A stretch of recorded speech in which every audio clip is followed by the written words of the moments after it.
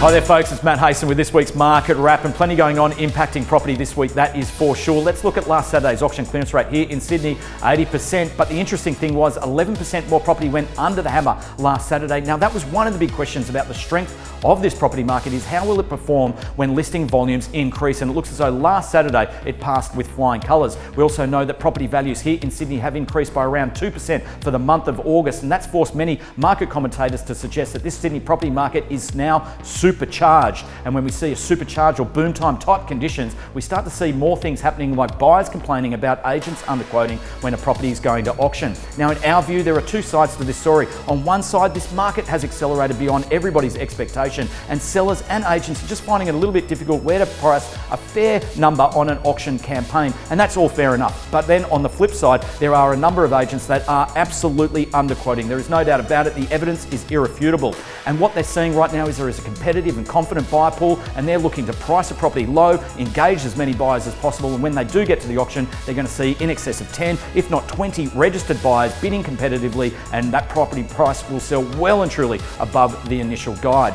Thankfully, the Office of Fair Trading are out and about in force and looking at such practices, and hopefully they do catch those regular perpetrators. Also during the week, we know that interest rates were left on hold at 1%, but we also saw the June quarter GDP numbers were released, and it shows that the Australian economy is pretty slow. In fact, the slowest level of growth we've seen since the GFC. New car sales for August were plummeted, down 12.5%. In fact, it's the lowest level of new car sales we have recorded since 2010. Building approvals are down 28.6% year on year. Retail sales are down. The job ads index is also deteriorating, and there is falling investment. Now, this is placing immense pressure on the RBA to cut interest rates. In fact, Macquarie Bank are of the view that interest rates will be cut not only in October, but again in November, down to 0.5%. Now, this sentiment is echoed across most financial institutions, and market commentators are all of the strong belief that interest rates will be at 0.5% to close out 2019. So it's a very interesting environment that we're dealing with at the present time, and I feel that this hashtag that I saw during the week on Twitter summed up the dynamic of the market, and that was a hashtag